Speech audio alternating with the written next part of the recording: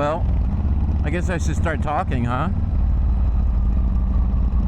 We're, come along with us, Internet land. As me and my buddy Mike head to what's currently the largest Bucees in the country. I guess that would mean the world too, right? Like, are there Bucees? Is Bucees international? Where does the buck stop? Where's that fucking beaver? How far has that beaver spread his, I don't know what I'm trying to say here. I'm looking for a dirty beaver joke, and I know that it's probably way easier to find, but I'm talking about a beaver spreading his seed. It's way easier to talk about a beaver in another way. You know? So, get a little turn action here. The barbecue spot. Plenty of one of the barbecue spots, you know.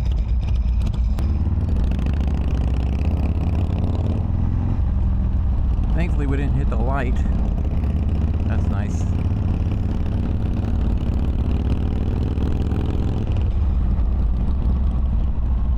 Now we gotta be behind this fucking garbage truck. That's gonna suck. I said it's gonna suck. Hopefully it pulls off or waits. Maybe we can get around it. That would be nice. Being behind the garbage truck the whole way, that'll suck. Come on, baby. Yes. It's a Christmas miracle. Let's check our back. All right, we're good. It's a Kia Soul. The reason I'm checking my back right now is because my bike is not legal. That's just a joke for the internet. So, yeah, the reason we're going to Bucees on this fine Thursday is it's finally kind of cold. And by cold in Texas, I mean it's currently the middle of the day and it's not triple digits. We had a cold front and it's 86 degrees right now. When I woke up, though, had we gone on an early morning ride, it was a cool 68 degrees, which is fucking rad. But, you know, I had shit to do in the morning. I had to be an adult for a few hours before we could get out of town, get the hell out of Dodge. So yeah, we're going to Bucees, baby. Woo! Now I already have breakfast, so I can't get that delicious cheesesteak burrito. But we can get some dessert. We can live to ride to fucking banana pudding in this bitch. Got some new builds here. That's gonna affect my property taxes. Shit. So yeah, we're heading to Bucees, which I looked up the other day. This location in Luling, Texas was, I believe, the first Bucees. I thought this company was way older. So this location was the first Bucees ever. And then now they have extendo-clipped it.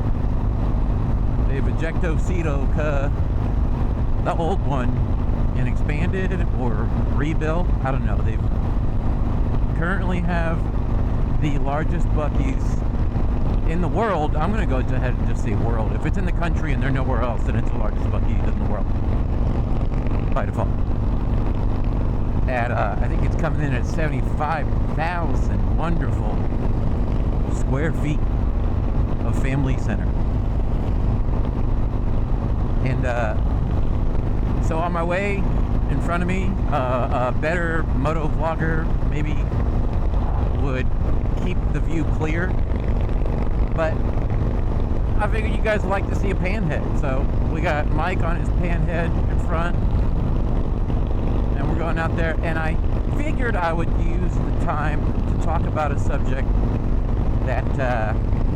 that's come up. You know, I myself, we're on our sporty chopper today. I'm not a purist, or I'm not brand specific. I'm a bit of a motorcycle slut, if you will. And I don't discriminate. I like the way the choppers look, so I have a chopper. But I've got enduros. I've ridden sport bikes. I've ridden metric cruisers too. But I do have. There's always like either like your hardcore sport bike rider friends or your Ducati friends. There's always that motorcycle rider that like lives and breathes watching MotoGP, and they seem to always like to talk shit on Harleys, which, hey, Harleys are slow and archaic, and they don't have as good as brakes as a fucking completely tooled up sport bike, sure. But I mean, newer Harleys are faster and have better braking and better suspension. You know, I will also give them that. But it's always been the ongoing joke of like, if you want to pay tomorrow's prices for yesterday's technology, and then through that, those same friends don't understand choppers. And so that's why I figured on this ride today on I believe Mike's is a bit of a Frankenstein. Actually, this is the bike that we did the walk around on. So if you want to see this bike from a few more angles rather than just on the road behind, which, I mean, look at this scenery, 86 degrees.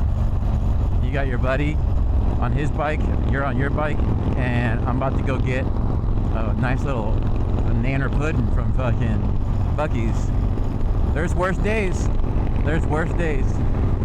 Bad day riding bikes is better than a fucking good day not riding bikes.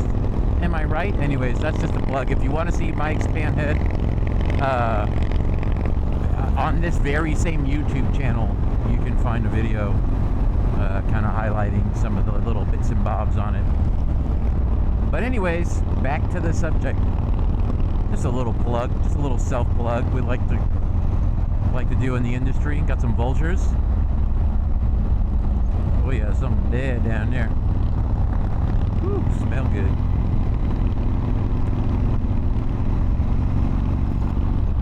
So I have friends that don't understand choppers. So I guess we could title this video, Why Choppers? Why do we ride choppers? What's the appeal? Why, in a world where, maybe not infinite, but a large number of the bikes that you can choose to ride perform better, are more comfortable, I don't know, the list is endless. I don't know, I could go on that too. Why do we ride these things? Why do we like these things? Well, I think the simplest answer is this: they just look good. For all the talking points against them, it is a piece of art. Like, if you want to get all fucking Jason Momoa and like Hollywood celebrity, you know, the intrinsic factors of it, they just look good, man. Like, there's not a lot to them, so everything that's on them is purposefully chosen, crafted, pieced together to bring you know, to get that final product that isn't a lot of parts to look as best as possible, you know?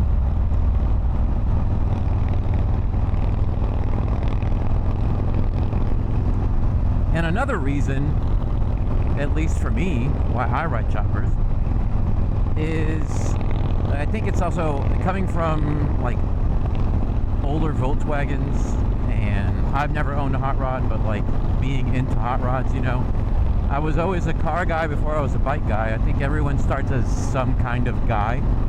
Everyone, no matter guy, girl, they, them, everyone starts as some kind of guy, you know? Everyone's just a dude. little bump in this, that fucking hardcore bump right in the turn too. There's a, sorry, I'm starting to kind of get my bearings on this ride. Everyone's got a thing. My thing before bikes was cars, and I had an affinity for muscle cars, old Volkswagens, old vans, old trucks. I like older vehicles.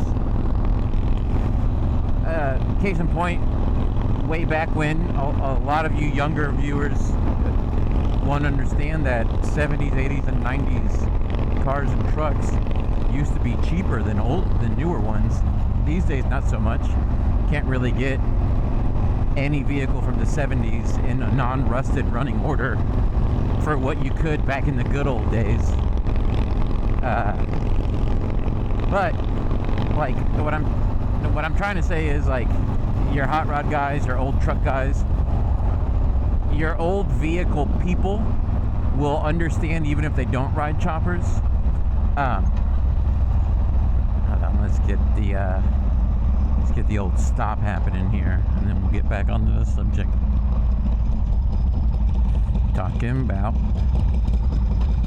old vehicles, old vehiculars. So yeah, anyone who's a fan of restoring, collecting, anyone who's ridden or driven a vehicle that came from somewhere, let's say early 80s and before, knows this feeling, that Sunday driver, that weekend cruiser. These are things, like, sure, don't get me wrong, your 2020 whatever the fuck Ducati is amazing. That is a fine piece of machinery. But on this road right now, A, legally, and B, responsibly, you cannot squeeze every piece of juice out of that lemon, because it's just, again, not legal or responsible or safe. You could just fucking lose control and end up in that tree. I can't do that on this bike. The other thing is, every nut and bolt, like, I built this bike essentially from the ground up after I got hit by a car. Like, Eric over at F&A, he did the fabrication on the frame, because I don't know how to weld, and I wasn't about to learn on a bike that I needed to be reliable for me every day. But everything else, like, I've had my hands mechanically on every single inch of this bike, whether it have been from just needing to have that service done from being an older bike, from redoing my front end and fucking taking the whole drivetrain apart, rebuilding a transmission. That's something that you can't really do on newer vehicles unless you do go and get trained on that. And yes, I have been a motorcycle mechanic for on and off, you know, between professional and shade tree, shout out shade tree surgeon, you know, 7 years, I want to say. I could probably put all that together. But I know this bike, and it's something that if I bought a 2024, I'm taking that bitch to the dealer. If it needs some kind of service that I don't have the specialty tool for, or I don't have the want or the care to learn how to do, I'm taking it to the professionals, because that's what I'm paying for the new vehicle. I'm paying that premium for something that I can just drop off and be like, fix this, I'll be back. But when you're a collector of old vehicles, or you just enjoy them, or you have one, you know that feeling. You know what it's like to be on something that's completely mechanical. Like, if we break down right now, I can pretty much reverse engineer my way through this bitch to get it running again. Like, there's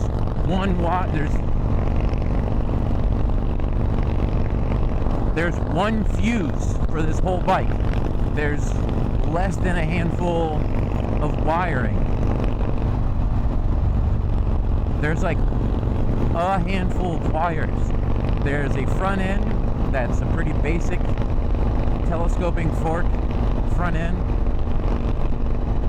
It's got a front brake. It's got a mechanical, or it's got a hydraulic front brake with a single piston caliper.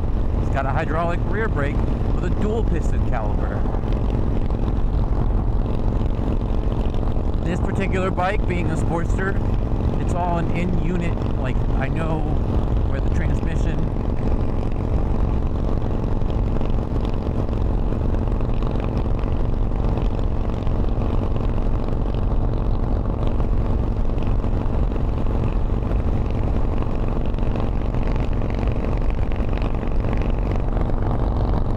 just, I don't know, man. I guess maybe I do need a fucking Jason Momoa, Keanu Reeves like explanation, because sometimes the simplest ones are the best. It just feels good to be on this thing. I'm not thinking about anything else right now. I don't really have to, because my bike isn't some overcomplicated thing. I don't have any kind of onboard anything. I don't even have a fucking speedometer on this thing. If I get pulled over and asked how fast I was going, I don't even have to fucking beat around the bush with it. I'd be like, no, officer, do you know how fast you were going, son? Not at all. No, and I did that to myself. And then he gives me the ticket for that. But I gotta be nice about that, because as we stated on the beginning of this ride, this bitch ain't legal. And not only is this bitch not legal on the tag, when I rebuilt this thing, Bino got the VIN on the neck. Uh-oh. Book 'em. We got, ladies and gentlemen, we got him. I'm just kidding, everyone. That's a joke. That's a joke. Once again, for the internet, that's a joke. That one right there, guys. Let's give him that one.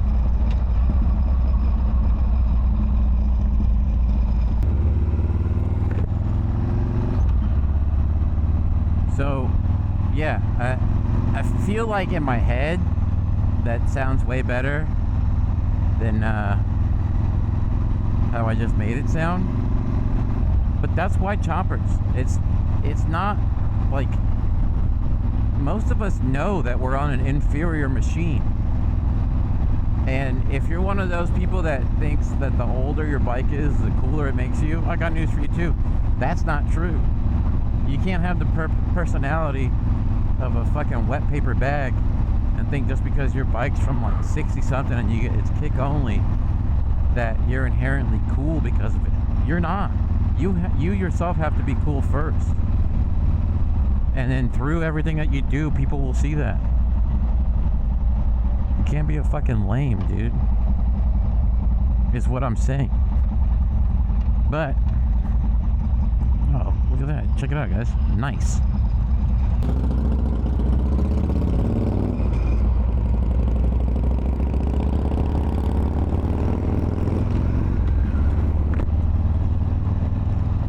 Got some bumble ups on this road, I remember now.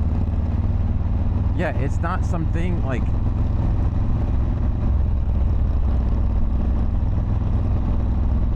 the question of like, why do you like that bike?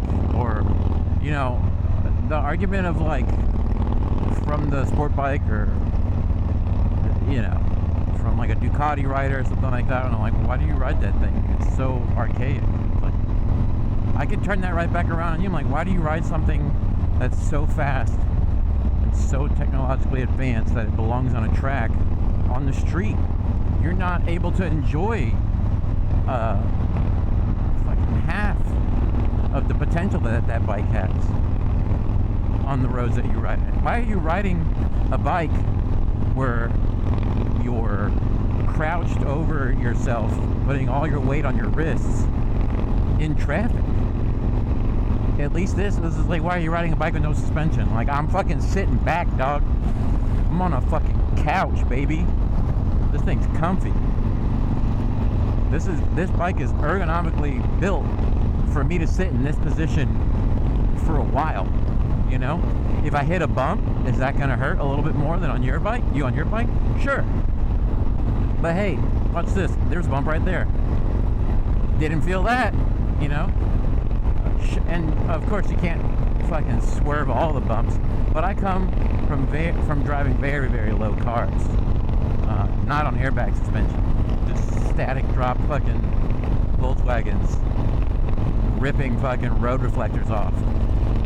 You do that for a few years, you really learn how to scan the road in front of you. So I don't know. The other thing is we need to get the fuck away from this van. If you're ever in traffic or on the highway and you're near a car that looks like they don't have insurance, you know, your beat up vans or Nissan Altimas, just do yourself a favor and get away from that vehicle.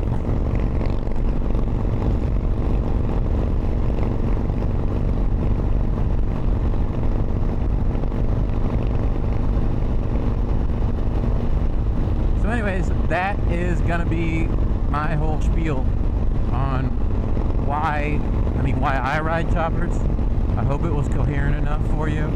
I hope, you know, some of you that also ride choppers or into vintage older vehicles agree with some of my talking points on that one.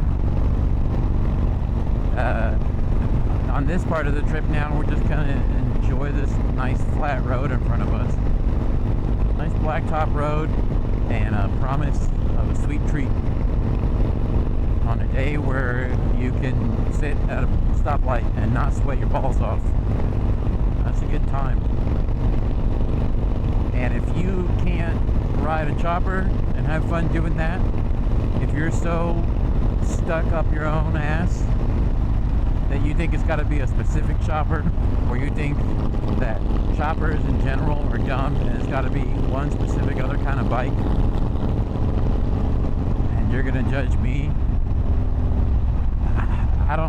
maybe we're not supposed to be friends, dude. Maybe you're taking shit a little too seriously. But now I see that Beaver's Head. And like I said, that promise of a sweet treat and sparkling water is just on the horizon.